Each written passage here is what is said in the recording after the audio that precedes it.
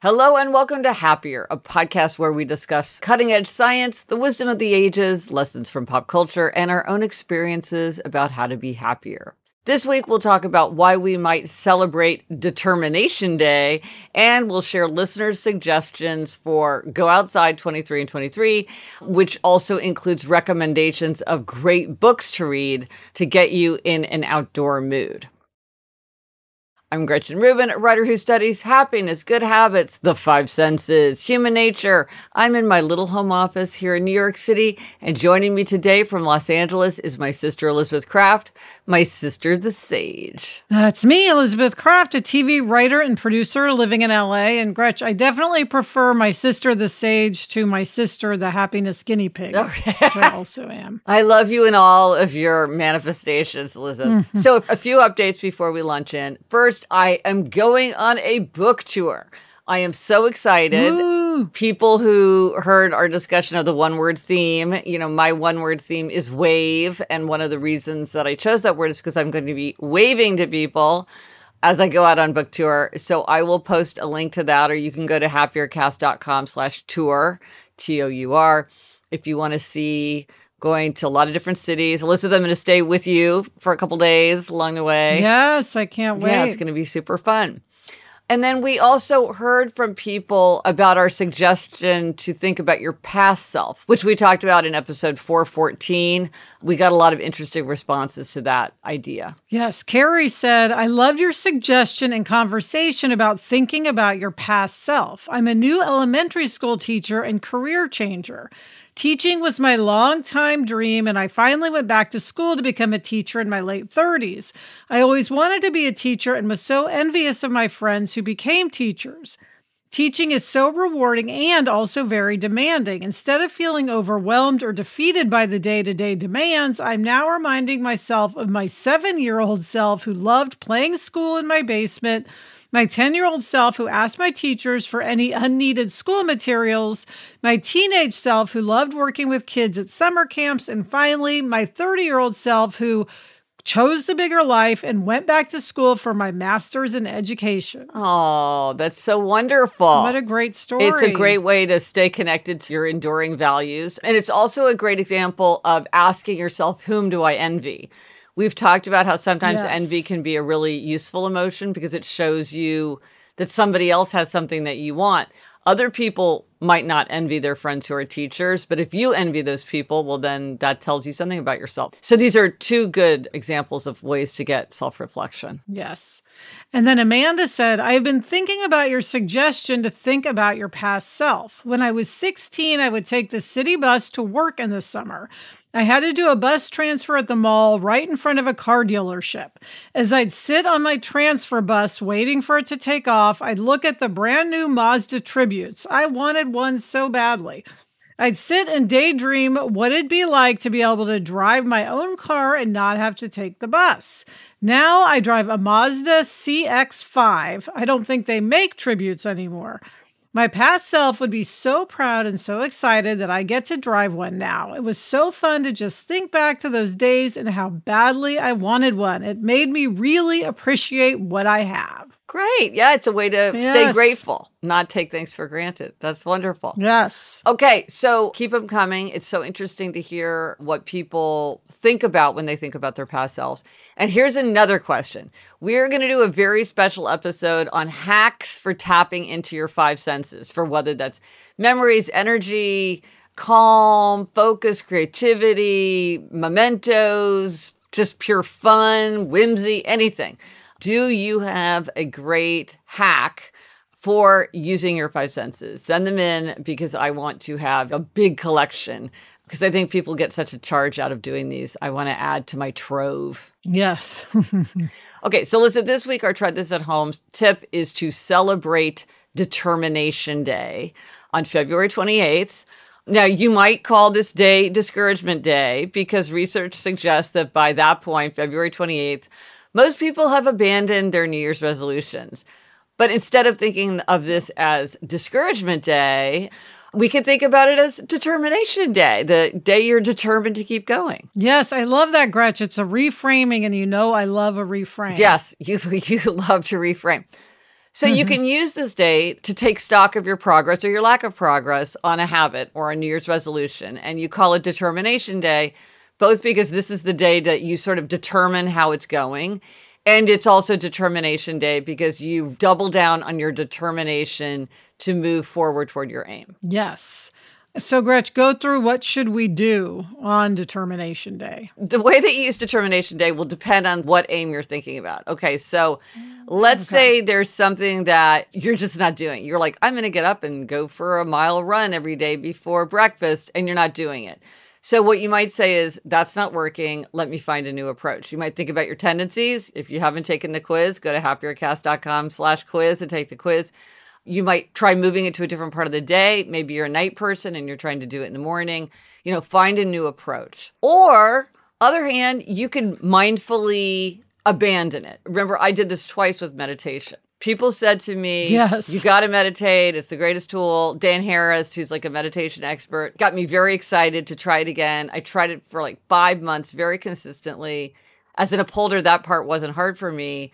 But it wasn't a tool that worked for me. And so instead of forcing myself to stick to it, I was like, I'm going to mindfully decide to stop this. This is a resolution that I no longer want. So we're grown-ups. We can decide, I don't want to do it. The difference being mindfully abandoning something versus just dropping it. Right. Because if you drop it, you probably feel discouraged, or you let yourself down, or you feel like you wonder what would have happened if you'd kept it.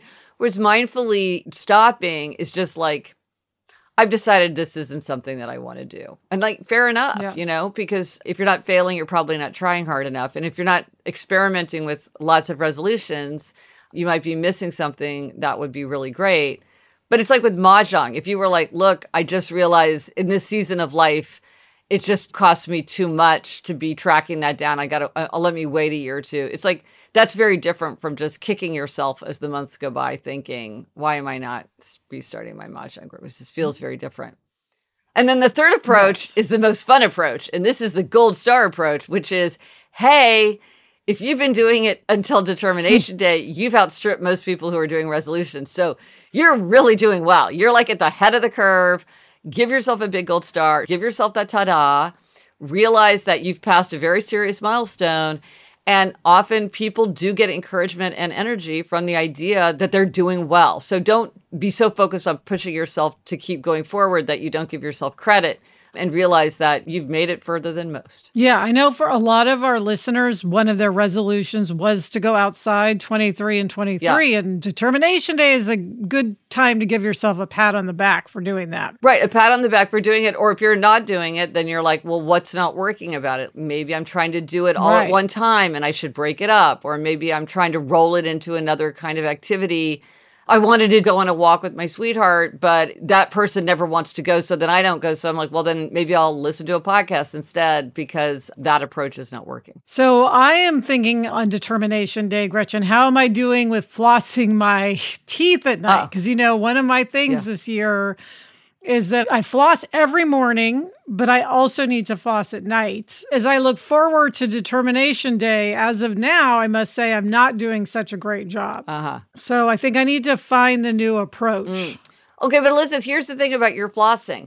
You get a gold star for this. Apart from your own flossing, when you were talking about wanting to start flossing twice a day, I realized that I wasn't flossing ever.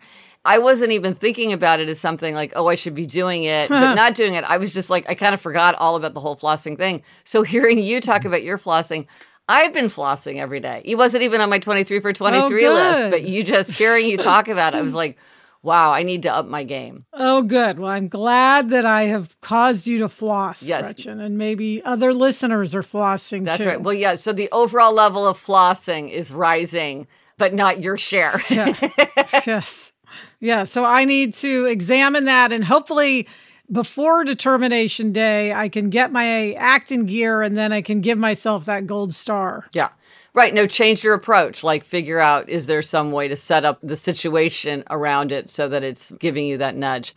And the thing that's great about Determination Day, I mean, this idea of using the calendar as a catalyst for reflection, I think it's very helpful, because sometimes people, especially questioners, will say, well, this is just arbitrary. Like, you could reevaluate your aims at any point, and obviously you could, but something that can be done at any time is often done at no time. And the calendar just often gives you a reminder to stop, step back, think about, well, if I'm not flossing, what should I be doing differently? Or if I'm not taking my daily nap the way I love to do it, how would I change something so that I can achieve my aim? It's just handy to have that because we're all so busy and distracted. It's like, it's good to have that reminder. Yes. It can be hard to keep track of what you even want to be doing at times. Exactly. I mean, that's why the one word theme needs a bracelet and like the 23 for 23 list is tacked on the corkboard. It's like, it's hard to keep all this stuff in mind. So let us know if you do try this at home and how observing Determination Day works for you. What did you determine on Determination Day? Let us know on Instagram, Twitter, Facebook. Drop us an email at podcast@GretchenRubin.com. Or as always, you can go to the show notes. This is happiercast.com/417. Coming up, we've got a book club happiness hack. But first, this break. Okay, Alyssa, it's time for a happiness hack. And this one involves books. So this gets our attention. Yes. And Gretchen, this comes from Sarah. She says, my hack is to start a no homework book club. I love getting together with friends to talk about books, but I don't enjoy a long, in-depth discussion of a single book or literary analysis. I saw a TikTok that suggested an alternate format for a book club, and I decided to try it. Each month you get together and everyone just talks about what they've been reading or listening to, books, podcasts, long-form articles, etc. You share what you liked and didn't, and if you'd recommend it to others. This format is low pressure and for me makes for a more interesting discussion because you learn about lots of books from a diverse group of people. It also solves the problem of a discussion petering out because people haven't completed the book. And it particularly appealed to my rebel sister, who is an avid reader and loves sharing her favorites, but wants to read what she wants to read. I volunteered to take notes and jotted down the recommendations, which I later typed up into a Google Doc. We are going to keep adding to the document each month so that all our recommendations are in one place. Yeah, I think this is great. And in fact, I have to say, I'm in several book groups, and we often spend at least half the time talking about other books, TV shows, movies, plays that we recommend to each other. We spend part of the time on kind of the assigned book, but then because it's so fun to talk to people and swap recommendations. Yes. Love this, Sarah. Thank you. And now we want to give a bonus hack because Kate Bowler, who we are the biggest fans of Kate Bowler, she has a new book. Kate has the terrific podcast, Everything Happens, and she's written 2 gorgeous memoirs as well as academic books. She's given a great TED Talk, and if that's not enough, she's also a professor at Duke Divinity School. Now with Jessica Ritchie, she has a new book, The Lives We Actually Have, 100 Blessings for Imperfect Days. And Gretchen, we know Kate has gone through a lot. She's been living with a cancer diagnosis for many years, survived her diagnosis. She has a lot of insight. Yeah, the book is terrific. Here's a description. We live in a world that demands relentless perfection, happy marriages and easy friendships, bucket list level adventures, and matching family photos. But what if our actual lives don't feel very #blessed? Might our everyday existence be worthy of a blessing too? Kate Bowler and Jessica Ritchie offer creative, faith-based blessings that center gratitude and hope while acknowledging our real messy lives. Formatted like a prayer book, The Lives We Actually Have is an oasis and a landing spot for weary souls with blessings that focus on the full range of human moments. Garbage days, lovely days, grief-stricken days, and even especially completely ordinary days. Let's have a reminder that we don't need to wait for perfect lives when we can bless the lives we actually have. And the thing about Kate is like, she is the rare writer, the rare person who at one time she can be deep and light. She can be transcendent and also funny. She's realistic, but she's also hopeful. All in one page, you get that. It's a beautiful book, and she's terrific. Yes, love Kate Bowler. Well, and now a deep dive for Go Outside. Okay, so join in the annual challenge. The challenge that we and listeners are doing for 23 is to go outside 23 and 23. And this is good that we're talking about it in the context of Determination Day, because maybe you didn't join in, maybe you didn't know about it, maybe you just sort of didn't get it in gear. But now is the best time to start an annual challenge. It's January 1st. The second best time is now. You're never behind. You can join now and just don't feel like you missed the boat. It's so fun. So many people are joining in the Happier app. It's terrific. They're using it to log their entries. Something like 8,000 people now are in the app. And we have, just in January, we had about 39,000 entries for people going outside. Yeah, Gretch, I'm one of them. Yes. I'm doing a photo every day. And what I've realized is that it's like a diary. Yes. It's so great. Yeah. I can see my whole year will be unfolding on the app with my pictures. So It's really cool. You're like, suddenly I'm on a cruise ship. Suddenly I'm home. Yes. Yes, exactly. Yeah. If you join in the app, we're going to count the entries of people going outside. And if it adds up to 1 million, we will do a donation to One Tree Planted, which is a very cool organization.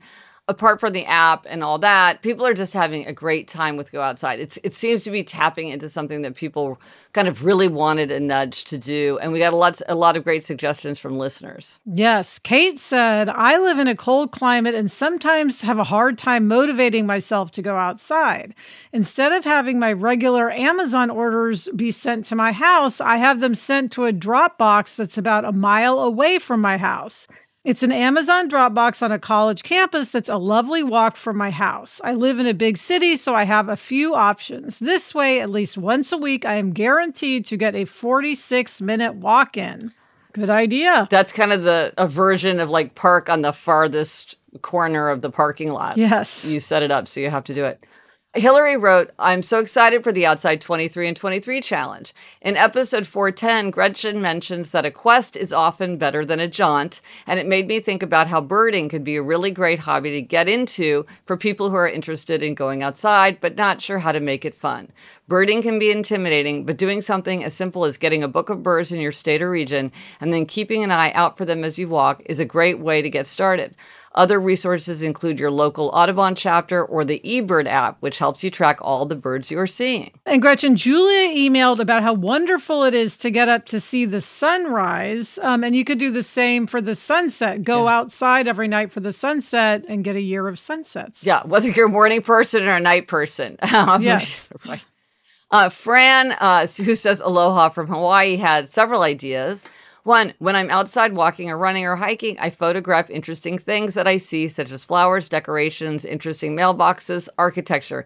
It's fun to challenge myself to notice my surroundings. Well, listen, that reminds me of you using your photo log. That would be a way to use the photo log. Yes. Find 3 things to be grateful for when you were outside. Socialize with others while outside. Walk with someone or talk with people you meet. And I would say you could also do a walk and talk, which is my new favorite thing to do with friends who are out of town. Yes. She said, walk your dog or go to a dog park or attend a dog meetup. My son goes to a lot of corgi meetups in San Diego.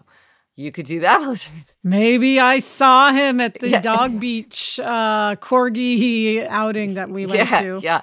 And then Fran's last suggestion is I walk to the drugstore or grocery store if I only need a few items. So those are great. Yes. Marion said, I was excited to hear about the aim to get outside every day for 23 minutes in 2023, and it made me think of a solution I came up with for myself last spring. I live in Minnesota, and my home overlooks a marsh with lots of beautiful birds and wildlife. I found that I can create a moment of deep relaxation and peace by painting outside. I created a painting caddy for myself by getting a cleaning caddy from the dollar store and filling it with my most used supplies for painting with watercolor. I have these supplies always in place as my outside setup and ready to grab as I go out the sliding door to the deck. I don't pack and unpack every time, and this makes it easy for me to paint if a free moment arises. I can see this hack being useful for those who craft in other ways as well, knitters, crocheters, etc., and reading outside is a no-brainer. Well, this is using the strategy of convenience, which is like the more you make it convenient to do something, the more likely you are to do it. And if one of the things you would like to encourage yourself to do outside, whether that's practice the guitar or write or watercolor, having those supplies so that you don't feel like you have to run around getting everything assembled, but it's just going to make it that much easier, as she said, to just step out the door and go. So that's a great idea. Absolutely. Now, we also asked people if they had books that they read that they felt like got them in the go outside 23 and 23 mood. And people had many suggestions. So we'll just quickly go through these. And I'll put a link in the show notes if you want to go back. I've read many of these books, and the ones that I've read, I've all really liked. So I think this is a really terrific list. Yes. Elizabeth said, a book recommendation for those who want to get outside but feel like it's not as meaningful if they live in an urban setting. The Urban Bestiary by Luanda Lynn Hopt. Really great way to learn to be more aware of the wildness, even in the most urban environments. That's great. Cynthia suggests The Hidden Life of Trees by Peter Wolben and The Shepherd's Life by James Rebanks. Yes, and Rebecca suggests, I'm reading Land Healer by Jacob Fiennes at the moment. It's completely changing how I view my patch of England. Carrie suggests The Peace of Wild Things and Other Poems by Wendell Berry. I'm a big fan of the novels of Wendell Berry. And KC said, A Walk in the Woods by Bill Bryson. It's a laugh out loud funny while vividly describing many different landscapes along the Appalachian Trail. And Michelle suggests Braiding Sweetgrass by Robin Wall Kimmerer. Susan suggests Pilgrim at Tinker Creek by Annie Dillard. And Austin suggests Upstream by Mary Oliver. Oh, yes. Well, we all love Mary Oliver. Mm-hmm. And then Mark said Daniel Duane's Caught Inside on Surfing and Lighting Out about climbing in Yosemite are fantastic exemplars of the personal essay format stretched out into a memoir. Two of my favorites and very much make me want to get outside. Ali suggests Arctic Dreams by the great Barry Lopez. James says, I am not a runner, but the book Born to Run makes me feel like I could run out my door, up the canyon, and put in 75 to 100 miles on some mountain trails. And then this I love, Gretchen. Luke suggested LL Bean catalogs. He said, they really make me want to get outside, and I get that. Yeah, go to a camping store. Marin says, Emily St. John Mandel's Sea of Tranquility has permanently impacted the way I see the moon when visible during the day. And then, Elizabeth, one thing that was really fun is that several people mentioned works of children's literature. Of course, I love children's literature, so this was fun. Yes, Kay said, reading Little House books made me want to run in a cow pasture, slide down a hay bale, stick my toes in mud, swim in a swim hole, wade in a creek, and sit around a fire at night. All the feels. Oh, so true.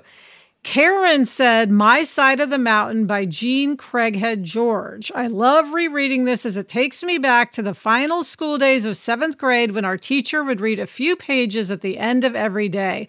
I remember that book, Gretchen. So good. So good. Okay, but here's the thing that really astonished me. Even though I'm a person who loves children's literature, I was surprised. The number one book that was mentioned by a long shot was Anne of Green Gables. L.M. Montgomery's book, Anne of Green Gables, many people observed that the descriptions of nature in that book were the ones that stood out to them the most. So that's great. I just re-listened to Anne of Green Gables just like a few weeks ago. And indeed, there is an enormous amount of description of the outdoors. So that was so fun. So thank you, everyone. This is a great reading list, even if you just want to sit inside all the time. There's still great reading. Yes, but I love the theme. Yeah. All right, and coming up, Gretch, you give yourself a repeat demerit. But first, this break. Okay, we are back with demerits and gold stars. And this week, Gretchen, you are up with a happiness demerit. Okay, this is a repeat demerit. And I hope, again, if I do this, if I give myself the demerit, I will stop doing this. Which is, I every once in a while, I fall into this habit where I forget to look ahead on my calendar. I should put it on my calendar every Sunday morning or Sunday night that I just look through my calendar. But I really need to do it day to day. I think I kind of do that. Right. But then I'll forget, like, oh my gosh, that's tomorrow. Or, oh, wait, and it kind of affects how I approach my day. Like, what time do I eat breakfast and stuff? And then sometimes I'm uncomfortably scrambling if there's prep work that I needed to do. I have never missed something, but I'm a person who likes a lot of margin. I do not like feeling like I'm tied up against a deadline. So like, I don't like preparing something in the morning for something that I need at lunchtime. Right.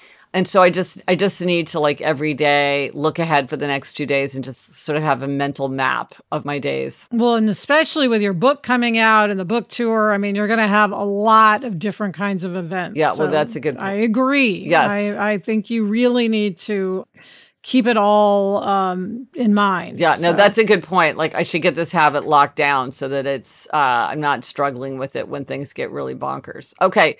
Yeah. Okay, I'm determined. Determination Day. Good, On February good. 28th, I will officially launch some kind of personal campaign. Elizabeth, what is your gold star? All right. Well, Gretch, I am giving my gold star to Sarah, my writing partner and co-host of Happier in Hollywood. She and I went on a cruise in the Caribbean for 7 nights. We were gone 8 nights. And I should say it was a research cruise because we're doing a project that takes place on a cruise ship. So this is the nice work if you can get it category. Exactly. Of, yeah. Best research trip ever. But when we were discussing going, Sarah's immediate thing was, there's no way I can leave Violet for 8 nights. Just, I can't. But then she came around and she said, well, we need to do this, and we may end up having to go away for a few weeks at some point, because we have to do that for work. And in the past, she's always brought Violet, but of course, the older the kids get, the harder it gets to bring them with you.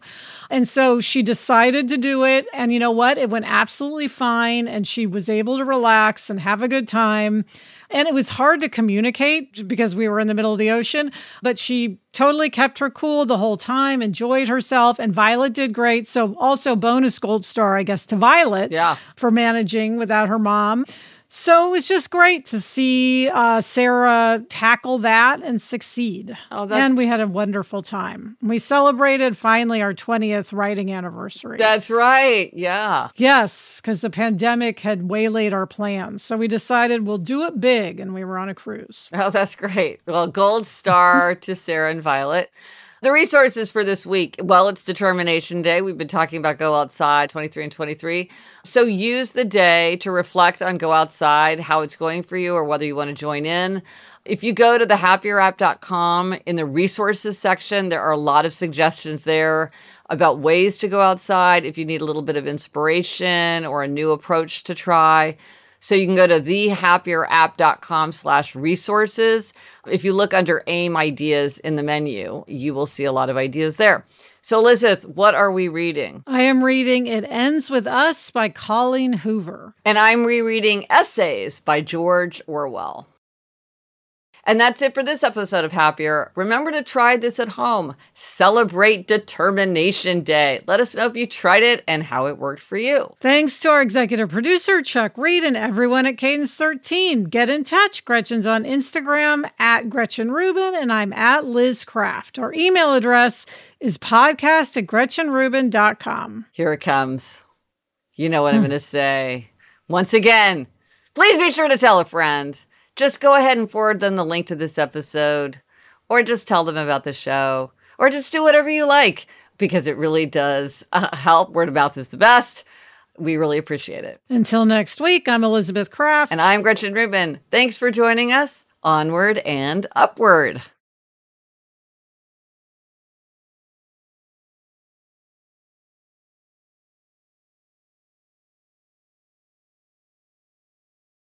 Alyssa, did you use your packing cubes when you packed for your cruise? I did. So I think on my 23 list, I said to use them at least twice. Yeah. So I've now used them once. And was it the transformative experience that people said it would be? Well, you know what? It was great is on the way home, I put dirty clothes, together in the packing cubes. And so then it keeps the dirty clothes separated, which is really nice. So I'm a fan. Well, thank you for mine. For Christmas. I cannot wait to use them.